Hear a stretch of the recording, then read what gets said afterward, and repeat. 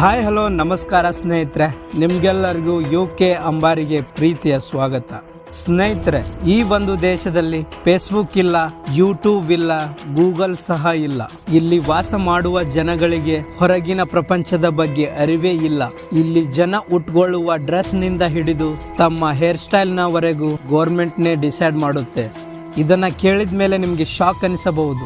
ಇಂತಹ ಯುಗದಲ್ಲೂ ಈ ರೀತಿ ಇದೆಯಾ ಅಂತ. ಹೌದು, ಈ ಒಂದು ದೇಶದಲ್ಲಿ ಎಲ್ಲಾ ರೂಲ್ಸ್ ಗಳನ್ನ ಗೌರ್ಮೆಂಟೇ ಆರ್ಡರ್ ಮಾಡುತ್ತೆ.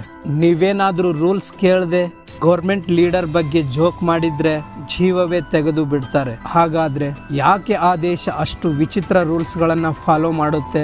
ಯಾವುದು ಆ ದೇಶ, ಎಲ್ಲಿ ಕಂಡು ಬರುತ್ತೆ, ನೋಡ್ಕೊಂಡು ಬರೋಣ ಬನ್ನಿ.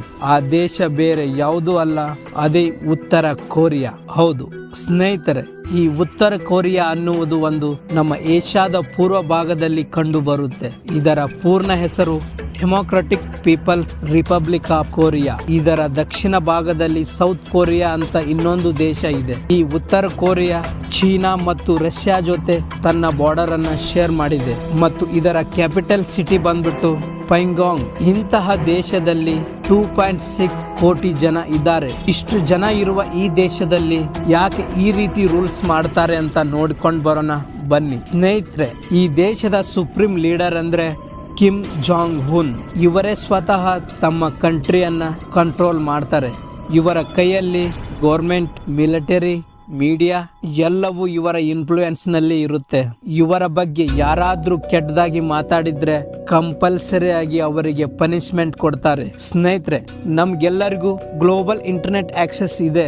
ಆದ್ರೆ ಪಾಪ ಈ ಉತ್ತರ ಕೊರಿಯಾ ಜನರಿಗೆ ಗ್ಲೋಬಲ್ ಇಂಟರ್ನೆಟ್ ಆಕ್ಸೆಸ್ ಕೂಡ ಇಲ್ಲ. ಅಲ್ಲಿ ಯೂಟ್ಯೂಬ್, ಇನ್ಸ್ಟಾಗ್ರಾಮ್, ವಾಟ್ಸಾಪ್ ಇವುಗಳನ್ನ ಯೂಸ್ ಮಾಡುವ ಅವಕಾಶವೇ ಇಲ್ಲ. ಹಾಗಾದ್ರೆ ಮತ್ತೆ ಇವರಿಗೆ ಇಂಟರ್ನೆಟ್ ಹೇಗೆ ಬರುತ್ತೆ ಅಂದ್ರೆ ಇವರಿಗೆ ಕೇವಲ ಗೌರ್ಮೆಂಟ್ ಕಂಟ್ರೋಲ್ ಇಂಟರ್ನೆಟ್ ಮಾತ್ರ ಬರುತ್ತೆ. ಇದೊಂದು ಕಡೆ ಆದ್ರೆ ಟಿವಿಯಲ್ಲಿ, ರೇಡಿಯೋಯಲ್ಲಿ, ನ್ಯೂಸ್ ಪೇಪರಲ್ಲಿ ಏನ್ ಬರಬೇಕು ಅಂತ ಅವರೇ ಡಿಸೈಡ್ ಮಾಡ್ತಾರೆ. ನಮ್ಮ ದೇಶದ ತರಹ ಅಲ್ಲಿ ಇಲ್ಲ. ಅಲ್ಲಿ ಕೆಲವೊಂದು ಸ್ಟ್ರಿಕ್ಟ್ ರೂಲ್ಸ್ ಗಳಿವೆ. ಆ ರೂಲ್ಸ್ ಗಳೆಂದರೆ ಫಾರಿನ್ ಮೂವಿಗಳನ್ನ ನೋಡೋ ಹಾಗಿಲ್ಲ, ಡ್ರೆಸ್ನಲ್ಲಿ ಬೇರೆ ದೇಶದ ಫ್ಯಾಷನ್ ಮಾಡಿದ್ರೆ ಪನಿಷ್ಮೆಂಟ್ ಕೊಡ್ತಾರೆ ಮತ್ತು ಧರ್ಮದ ಸ್ವಾತಂತ್ರ್ಯ ಕೂಡ ಅಲ್ಲಿ ರೆಸ್ಟ್ರಿಕ್ಷನ್ ಇದೆ. ಕೆಲ ರಿಪೋರ್ಟ್ಸ್ ಪ್ರಕಾರ ಅಲ್ಲಿ ಕ್ರೈಮ್ ಮಾಡಿದ್ರೆ ಲೇಬರ್ ಕ್ಯಾಂಪ್ಸ್ಗೆ ಕಳಿಸಿ ಬಿಡ್ತಾರಂತೆ. ಇಷ್ಟೆಲ್ಲ ಇರುವ ಆ ದೇಶದಲ್ಲಿ ಆಹಾರ ಮತ್ತು ಆರ್ಥಿಕತೆ ಹೇಗೆ ಇದೆ ಅಂದ್ರೆ ಒಮ್ಮೊಮ್ಮೆ ಆ ದೇಶದಲ್ಲಿ ಎಕಾನಮಿಕ್ ಐಸೋಲೇಷನ್ ಕಾರಣದಿಂದ ಆಹಾರ ಸಮಸ್ಯೆ ತುಂಬಾ ಹೆಚ್ಚಾಗುತ್ತೆ. ಆದ್ರೂ ಗೌರ್ಮೆಂಟ್ ಅದಕ್ಕೆ ತಲೆ ಕೆಡಿಸಿಕೊಳ್ಳದೆ ಮಿಲಿಟರಿಗೆನೆ ಫಸ್ಟ್ ಪ್ರಿಯಾರಿಟಿ ಕೊಡ್ತಾರೆ. ಇಷ್ಟೆಲ್ಲ ಆಹಾರ ಸಮಸ್ಯೆ ಇದ್ರೂ ಅಂತಹ ದೇಶದಲ್ಲಿ ನ್ಯೂಕ್ಲಿಯರ್ ವೆಪನ್ಸ್ ಡೆವಲಪ್ಮೆಂಟ್ ಮಾಡ್ತಾ ಇದ್ದಾರೆ.